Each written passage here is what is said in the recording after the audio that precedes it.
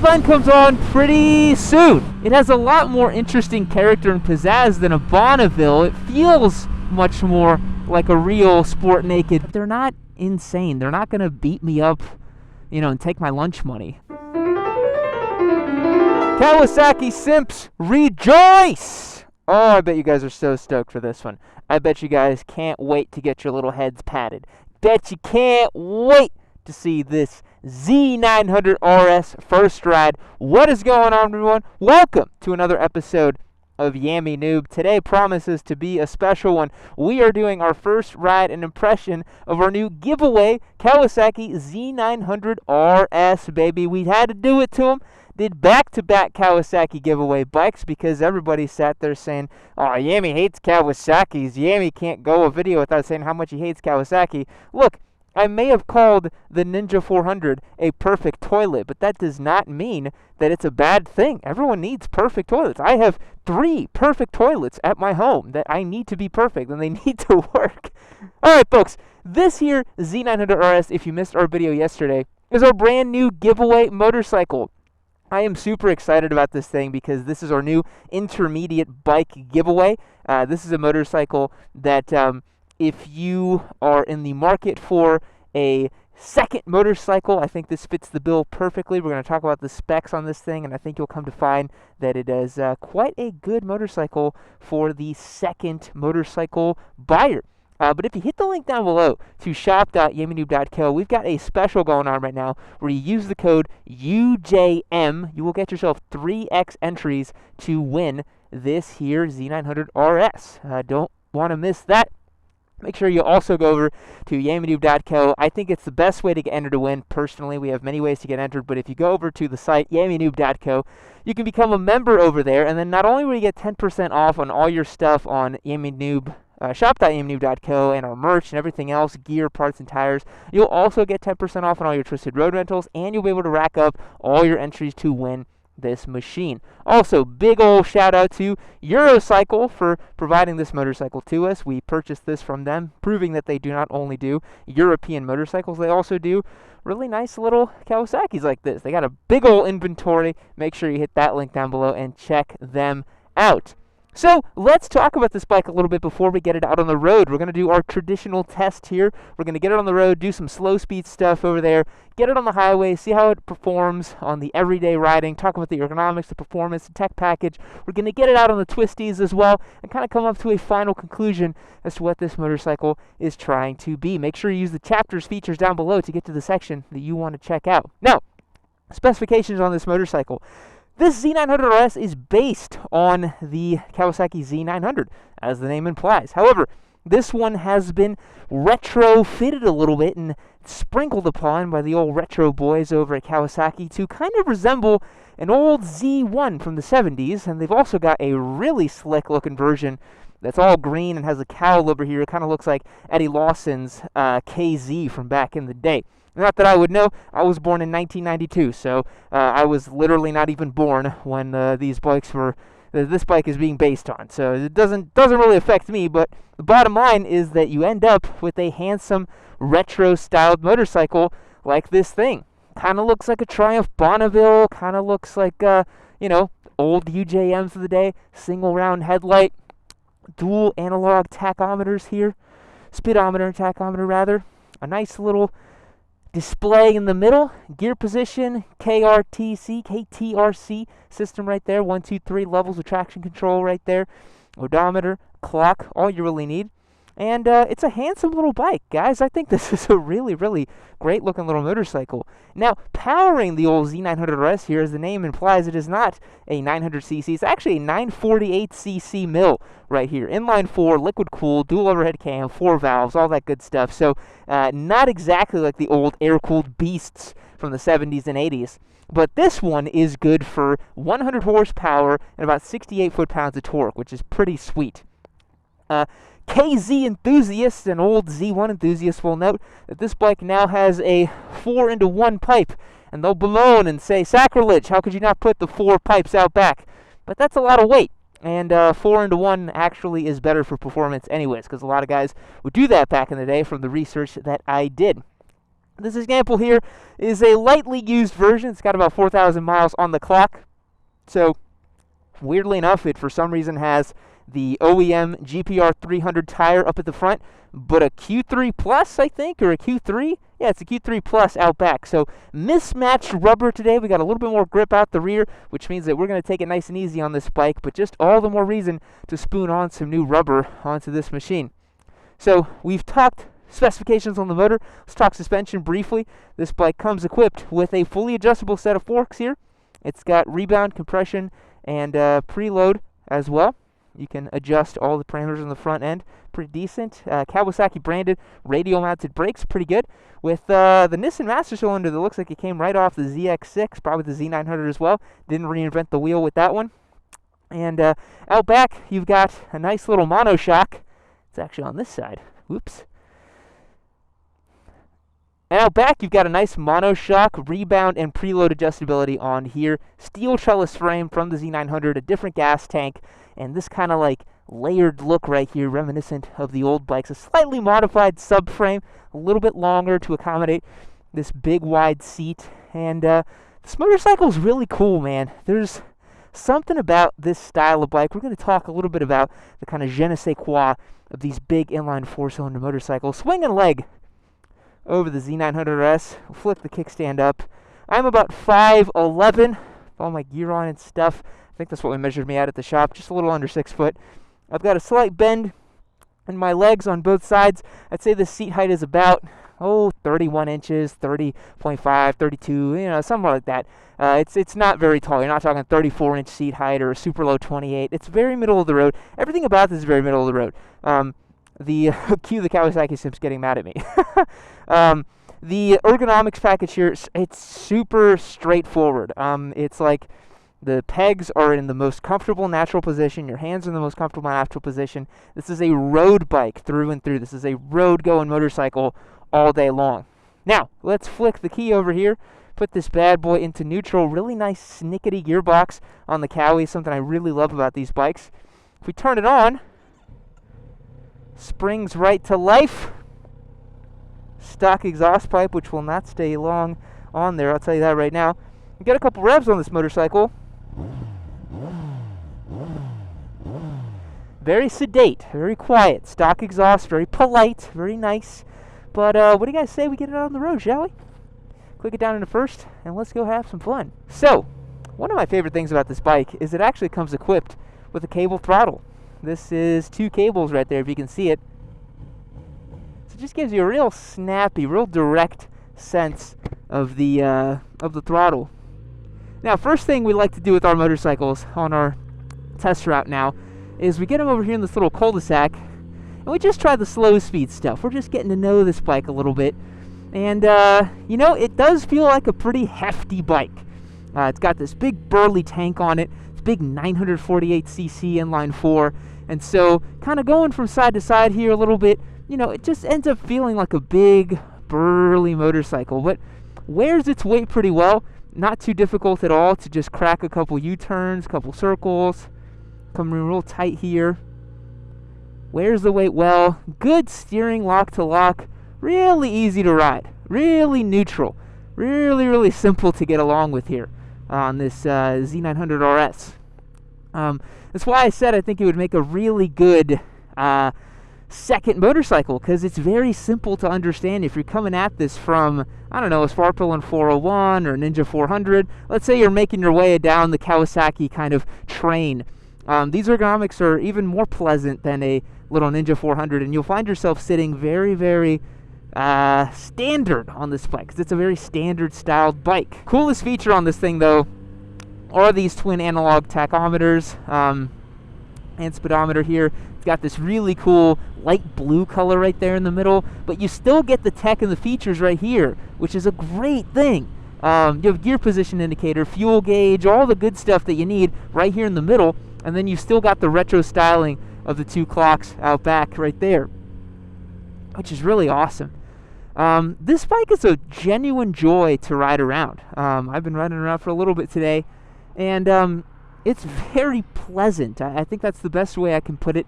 It's very polite, very easygoing. The personality of this motorcycle is definitely like you know, your 58-year-old uncle trying to tell you some nice stories at dinner or something like that. I don't know. It's very slow, easy going, laid back.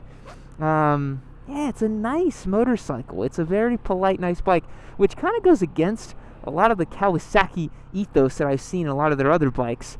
The ZH2 is a coked out monster bike. What's this guy doing? What's this dummy doing? He's splitting lanes, flying through. Come on, my guy, on a little MT-03. So this is a very polite motorcycle. Not like the ZH2s, not like the ZX6s. Very easy going little bike. Really nice to ride. Alright folks, let's feel out the power a little bit. First gear. Shutting it down because we got a red light up ahead. Now, this engine is very rewarding to ride on the street. And the reason that is because it's tuned for low down and mid-range grunt. This is not exactly the same engine from the Z900 RS, or excuse me, the Z900 Sport Naked bike. This is tuned a little bit differently for more power low down, a little more power in the middle, but that does end up having a compromise. You can't have the same displacement, have more power ever, obviously, so the top end is lacking quite a bit. As you'll see here,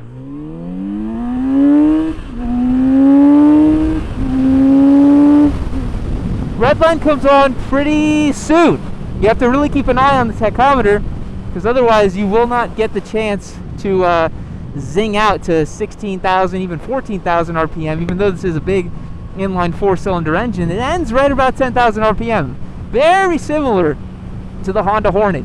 And that's a good thing, because that means this is a tractable, streetable engine that's going to be really rewarding and nice to ride on the daily.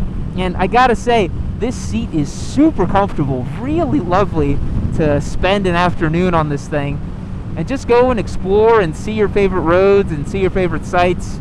Really, really, really nice bike to ride. Nowadays, for me, for my kind of street riding that I do, if I do much at all, which honestly is not very much nowadays, I try to stick to the track and the trails and that kind of thing. I like these kind of bikes, man. They look handsome, they go well, they got good performance, but they're not insane. They're not going to beat me up, you know, and take my lunch money. You know, I think a lot of sport bike guys are sadomasochists, which is something I've mentioned on the channel before. But this is a very friendly bike, like I said. So, going over our basic controls, front brake feel on this particular model does feel a little not so confidence inspiring. That's because the fluid is caramel colored, as you cannot see there, and I have to put this back on. Anyways, just believe me when I tell you, this fluid's caramel colored, needs a nice brake bleed. It'll probably feel right as rain. Right now I'm getting a lot of squish from the lever. Not a very firm, positive engagement. Not the bike's fault. I think it just needs brakes bled. Throttle response, really nice, really crisp, really linear. I really like the way the power comes on. I like the cable actuated throttle. Makes it feel like a little bit more of an old school bike than it actually is. Surge is really nice with power. You keep it, all you gotta do is just keep it in that meat between 4,000 and 7,000 RPM. That's so nice. Yeah, that's good. Clutch engagement is very good as well. I don't find any issues at all with the clutch or the gearbox. The gearbox is very snickety. I have come to find that I very much like Kawasaki gearboxes. The ZH2's gearbox is excellent. That one was fitted with a quick shifter up and down. This one is a standard shift model, of course, with the ZX6 gearbox, really great as well. But this motorcycle, really, really nice gearbox. Put it down in a fourth, wind it out a teensy bit. Yeah, it's very, very nice to use this gearbox. Yeah, I mean, the thing with these bikes is Japan has built and refined these to such a degree that it is like a completely known and understood thing. I mean, you go back 40 years, 50 years, and Japan was making these kinds of motorcycles, you know, 4-cylinder, standard upright ergonomics, good powerful brakes. All they've done is simply refine on the formula and provide you with a bike that every era so often becomes retro again, you know? It's kind of funny, in the late 90s, early 2000s, they kind of had this formula that they're bringing back out again, you know? Like, they had the Bandits, they had the Honda Hornets. A lot of those bikes would fit in a neo-retro lineup today, and they're not that different. This Kawasaki is really good, but just like the Honda Hornet's really good, the formula hasn't really changed all that much. Now, coming up here is the slight suspension test. This is a particularly bit of bumpy road that I like putting our giveaway bikes on to just see how they cope with. And the Z900 does very well because it has fully adjustable suspension. I think it's a little more upmarket than, you know, the non-adjustable stuff that you'd see on other bikes. It's definitely better than the Honda Hornet, that's for sure. That bike has comically skinny little forks on it, whereas this thing feels great. Yeah, this motorcycle, side to side, cruising through here on this little neighborhood road. This is exactly what it's for, and it feels great doing it. It really loves it. Now, we've got our speed bumps here, which is the true suspension test. We'll hit them at Mock Jesus. Yeah, you hear some stuff clattering about. It certainly doesn't like doing that. But, you know, like every other bike, if you just stand up, it'll kind of just take it. Let's see, we'll hit this one at about 35. Yeah. Is it an adventure bike? Nah. Is it going to soak up a bunch of bumps and imperfections? Pretty good. You know, the regular road stuff you've got, I think it'll do just fine. That's the kind of overall theme of this bike, isn't it? It's just fine. And that's all you need sometimes, you know? MSRP for this bike, I don't think I've mentioned, is about $11,749, brand spanking new. I bought this one lightly used, and I think I got it for a little over $8,000 if memory serves me correctly, which is a great deal that I got from Eurocycle. I didn't get it just because I am partnered with them. They could probably get you something pretty close to that, I would say. If you can find one of these lightly used, you'll find that the previous owners typically took care of them. This isn't a motorcycle that you're going to have to like really think about the previous squidding on and that sort of thing. It's a bike that someone with a modicum of sense and taste probably owned.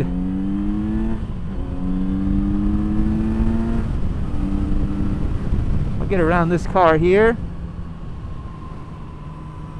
See how it feels on the side of the tire a little bit. Now, I don't want to push too hard on this thing. Number one, I'm on the street. Number two, this is on mismatched tires, and to be honest, I got a little lazy and I did not check the tire pressures before I left. So we're going to cruise nice and easy here with the Z900, doing the sort of things that a Z900 owner would do. They are not going to be cooking it at 10/10 street pace and blah, blah, blah. They're going to bop around their twisties much like this, and maybe fourth gear, kind of cruising, just taking it easy. And I like the ergonomics on this thing a lot. You don't really need super sport ergonomics for regular street riding stuff. That is massive overkill. And this thing is very gentle, very easy going. And, you know, trailing in a little bit here, hitting that bump on purpose just to see what it'll do. And it manages things really well. The seat, because it's so wide and comfortable, you get a really just plush ride out of this thing. You know, comfort on a motorcycle isn't just the suspension components. I think a lot of people get wrapped up in the suspension aspect of a motorcycle because it is important, right? It is important to have high quality suspension and damping, but at the same time, there's many other features. You have to think about how stiff the chassis is laterally and all sorts of other stuff, because when the bike is on the side of the tire, you know, your suspension can't work in the way that it would up and down. So when it's on the side, you're relying more on the chassis itself for the feeling and the flexibility and, you know, how rigid it is. That's why when you ride a super bike on the road, it feels like you're feeling every single little penny on the road because the chassis itself is so stiff, versus a trellis frame that can be a little more forgiving, a little nicer, a little squishier, which many track day bros and racers, you know, such as myself, we kind of eschew that. We hate the trellis frames and the not stiff feeling bikes and that sort of thing. Not to say that you can't make a trellis frame stiff, blah, blah, blah, that sort of thing. But on the road, though, what you want is a bike like this, a bike that's forgiving and nice and very gentle and easygoing, on the side of the tire. The seat also is so plush, that kind of adds to the element of comfort when you're kind of taking it from side to side and enjoying it. I'm very impressed with this motorcycle, but I gotta say, it is a very much a known quantity type of thing for me. This is not very surprising. This is almost exactly what I thought it would be. Almost exactly. Nothing about this is surprising me, which is a good thing. I think it would have been quite sad if I jumped aboard the Z900 RS and it surprised me, or it wasn't exactly what I expected, or it was better or worse. I think Kawasaki wants to sell this, especially to people who are maybe a little bit older, who are going to know exactly what they're going to get, you know? I think that's a great thing to sell a motorcycle that is such a known quantity like this. And this bike really, it excels, man. It does exactly what you need it to and nothing more. And it still goes pretty damn good. It has a lot more interesting character and pizzazz than a Bonneville. It feels much more like a real Sport Naked, because it kind of is, you know, that's the thing. A Bonneville is a retro bike that has been kind of bastardized and styled in many ways to appear like a sport bike, but the Z900 RS is actually based on an actual Sport Naked bike. So if you start with those bones, you end up with a bike that is more than the sum of its parts, you know? It ends up being handsome but not compromised, which is very cool in my opinion. I think Triumph could honestly learn from this and pick up a page from this book and, you know, make I mean, they already did with the Speed Triple 1200 RR that we have, and that's a great step in the right direction for sales, but I still think the price is too spicy for this buyer to really care about it. I think they need to make a sort of neo-retro version of their Street Triple. I think that would sell extremely well. Sell the Street Triple styled like an old Bonneville. I don't think people would really mind. Problem is that Triumph still sells Bonnevilles and Kawasaki doesn't sell KZs or Z1s anymore, so they can kind of get away with it. We have got to bleed those front brakes. That is almost unusable. But yeah, you can really hustle it around. It's a lot of fun. Good motorcycle to just chuck around the street and, you know, have fun with it and take it to the local coffee shop and have something you can really love to look at and enjoy. This polished chrome looking handlebar and the twin clocks. It's a very romantic motorcycle to be on. Very romantic, very nice.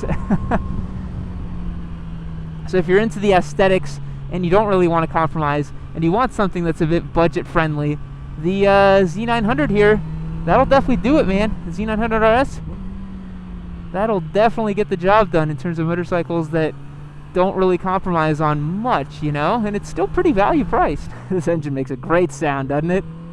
Even with the stock pipe like this, I love the burbles and cracks you get low down. I love to hear it with the pipe. We've got to put an exhaust pipe on it. I think we're really, really going to enjoy it with a little bit more sound coming out of the tailpipe here. But yeah, man, this is a bike you don't really want to stop riding it. You just want to keep exploring and keep riding it along, even though it's a naked bike technically. And people, I don't know, I don't want to make it sound like I'm an asshole or something like that, but I think people nowadays are so soft in that they're like, oh, I want to go do big miles on my bike, I need a big sport touring bike or an adventure bike. You can go do big miles on your bike right now. I would happily do 300 miles on this thing. It's super comfortable. Yeah, I don't have wind protection, but I'm not a baby. I'll be fine. It's okay. I'm not doing a transcontinental tour. Then, yeah, you know, if I was riding from Washington, D.C. to L.A., sure, I'd probably want a sport touring or an adventure bike. But, you know, for just a big, long day ride or something, or if you just want to go out in your state and go see something that's maybe 300 or 400 miles away, make a weekend out of it, dude, you'll be just fine on this, man. This bike is so comfortable. I don't want to take it to a track day, per se. I think the Thruxton RS? Thruxton RS, that's the one we had. That made me want to take it to a track day more. But this one, you know, it's not a track day bike. I'm sure it'll do it. It's fine. If you're an entry-level rider, you won't know the difference anyways. Let's feel it out.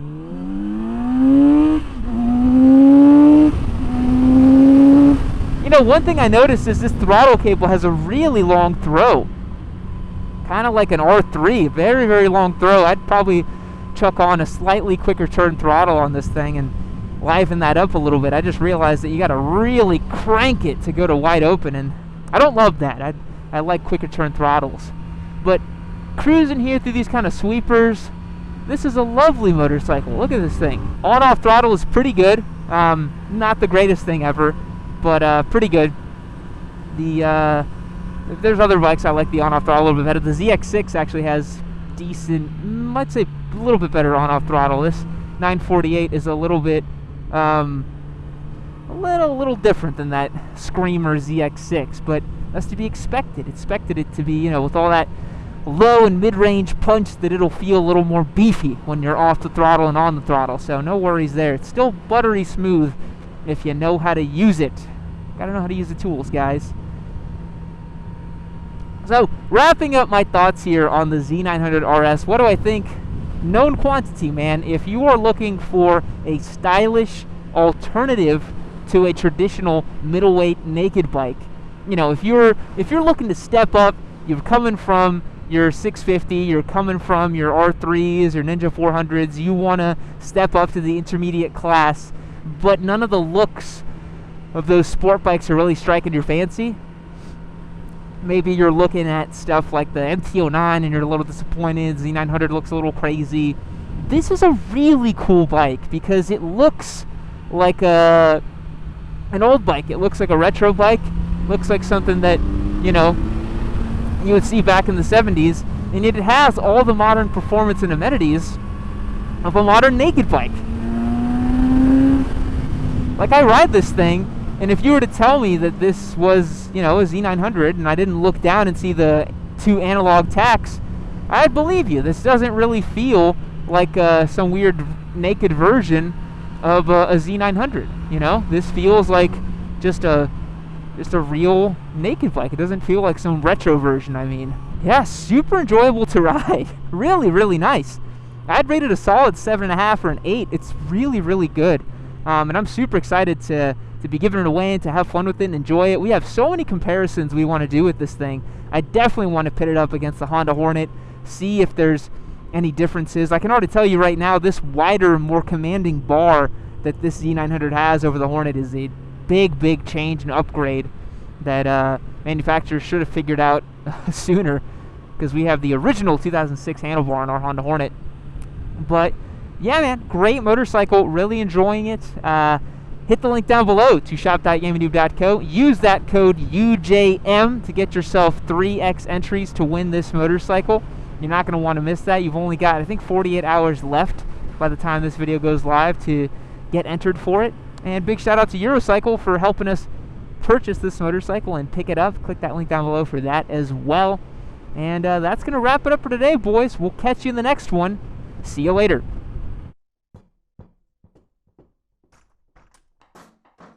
Keep watching